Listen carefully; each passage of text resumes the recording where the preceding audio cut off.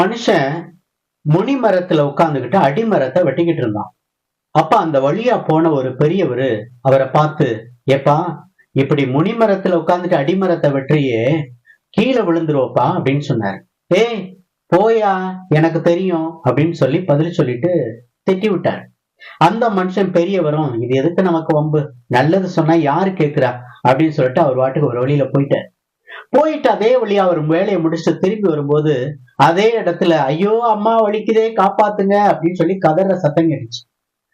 அந்த பெரியவர் கிட்ட போய் பார்த்துட்டு, ஏண்டா தம்பி, அப்பதே நான் உனக்கு சொன்னினடா, ஏன்டா அப்படி விழுந்து கிடக்குற, கேட்டா என்னடா அப்படின்னு சொன்னேன். உன் ஊத்த வாயால சொன்னதுனாலதான் நான் விழுந்து கிடக்குறேன் அப்படின்னு சொன்னானா.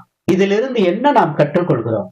பல நேரத்துல நாம செய்யற தவறை நம்ம ஏற்றுக்கொள்வதில்லை, பிறர் மீது பழி போடுவதற்கு தயங்குவதில்லை.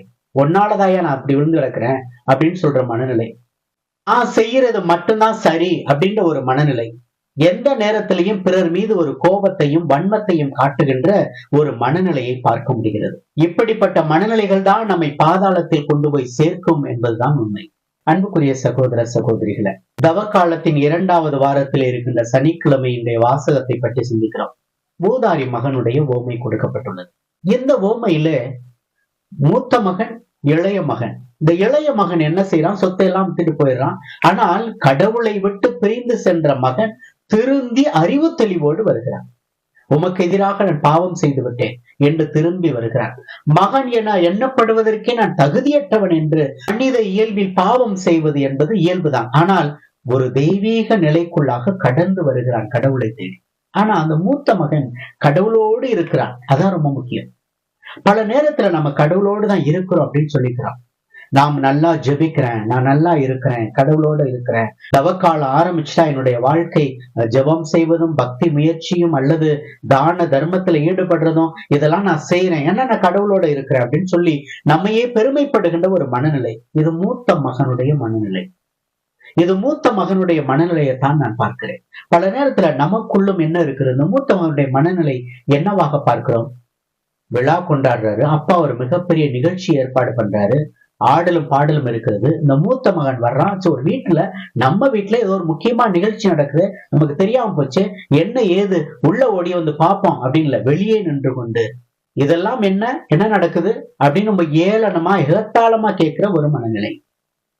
2வது, சினமுற்று உள்ளே போக விருப்பம் இல்லாமல் அப்படின்னு விவிலியம் சொல்கிறது. அப்ப பல நேரத்துல கடவுளோடு இருக்கிற நமக்குள்ளேயே சினம், கோபம், வெறுப்பு, உள்ள போக விருப்பம் இல்லாம அப்படின்றது கடவுள் பக்கத்துல தான் இருக்கிறோம்.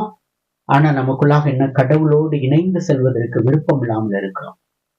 3வதாக பார்க்கிறோம், அவன் விலை மகளிரோடு சேர்ந்து சொத்தை எல்லாம் அழித்து விட்டு அவனுக்கு நீங்க கொடுக்கணுமா அப்படின்னு கேட்கிற கேள்வி. ஏன் அபாண்டமா பழி போடுற? அவன் விலை மகளிரோட போனான்னு உனக்கு தெரியுமா? என்ன செஞ்சான்? எதுவுமே தெரியாது. அவனை பத்தி, அவன் வீட்டை விட்டு பிரிஞ்சு போனானே தவிர, சொத்தை வாங்கி கொண்டு போனானே தவிர, என்ன பண்ணா ஏது பண்ணா எதுவுமே உனக்கு தெரியாது. நீ அபாண்டமா ஒருத்த மேல பழி போடுற. இந்த மனுஷன் சொன்னால், நீ ஊத்த வாய வச்சு சொன்னதுனாலதான் நான் விழுந்தேன் அப்படின்னு அடுத்த மேல அபாண்டமா தான் செய்கிற தவறை மறைப்பதற்காக இன்னொருத்த மேல ஈஸியா பழி போடுவது என்பது அநாகரிகமற்றது. சினமுற்று உள்ளே போக விருப்பம் இல்லாமல் அவன் இருந்தான் அப்படின்றது பாருங்களேன், நாம செய்யற தவறுக்கு அடுத்தவன் மேல கோவப்படுறோம் இல்ல. அந்த மனநிலை நமக்குள்ளாக வரக்கூடாது. அந்த மனநிலைக்குள்ளாக இருக்கிறோம் அப்படின்னா செய்கிற தவக்கால முயற்சிகள் எல்லாம் வீணாகி போய்விடும். அப்ப கடவுளோடு இருக்கிற அப்பா ஓடி வர்றாரு. அப்பா, மகனே நீ எப்போதும் என்னுடையவன், என்னோட இருக்கிற, என்னுடையதெல்லாம் உன்னுடையது அப்படின்னு அப்பா கூப்பிட்ட போதும் கூட உள்ளே போக விருப்பம் இல்லை. ஆனா அந்த மகன் என்ன செய்யறான்?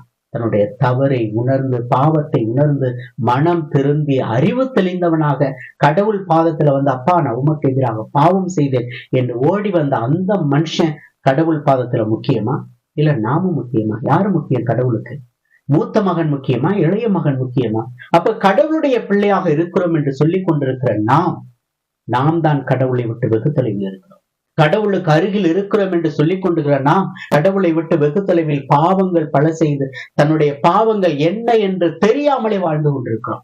இதான் நம்ம பல நேரத்துல நாம் செய்கிற தவறை ஏற்றுக்கொள்ள மனநிலை இல்லை. ஆனா அந்த தவறு செய்த இளைய மகன் எல்லா பாவத்தையும் ஏற்றுக்கொண்டு கடவுள் பாதம் திரும்பி வந்து விட்டான். ஆனால் எனக்குள்ள இருக்கிற கோபம், ஆணவம், அகங்காரம் அல்லது எனக்குள்ள இருக்கிற வெறுப்பு, செருக்கு எல்லாவற்றையும் நான் எப்ப விட்டு விட்டு கடவுள் பாதத்துல வரப்போறேன்? மனமாற்றம் என்பது மூத்த மகனுக்குத்தான் தேவை, இளைய மகனுக்கு அல்ல.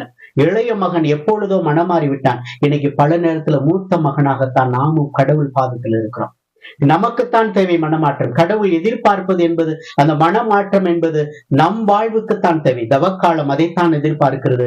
நம்மிடம் இருக்கின்ற வஞ்சகத்தையும் வன்மத்தையும் விட்டுவிட்டு ஆண்டவர் பக்கம் எப்பொழுது இணைய ஆசிக்கின்றோமோ அப்பொழுது கடவுளுடைய ஆசீர்வாதம் நமக்கு நிறைய உண்டு என்பதில் எந்த மாற்றம் இல்லை. அன்புக்குரிய சகோதர சகோதரிகளை, இந்த தவக்காலத்தில் இருக்கிற நாம் சிந்தித்து பார்ப்போம். நமக்குள்ளாக உள்ளார்ந்த மாற்றத்தை எதிர்பார்ப்போம். நமது குறையை பிற மீது பழி போடுவதில் அல்ல, நமது தவறுகளை பிற மீது அபாண்டமாக சுமத்துவதில் அல்ல, நமது இயலாமையை பிற மீது குற்றம் சுமத்துவதில் அல்ல, நமது தவறை நாம் ஏற்றுக்கொண்டு நாமே இன்பமாக கடவுள் பக்கம் வருவதுதான், நாமே மிகுந்த மனமாற்றத்தோடு கடவுள் பக்கம் இணைவதுதான் இருக்கின்றது மிகப்பெரிய மனமாற்றம். அத்தகைய ஒரு மனமாற்றத்துக்காக ஜெபிப்போம், இறையருள் வேண்டுவோம். இறைவன் நம்மை நிறைவாக ஆசீர்வதிப்பாராக.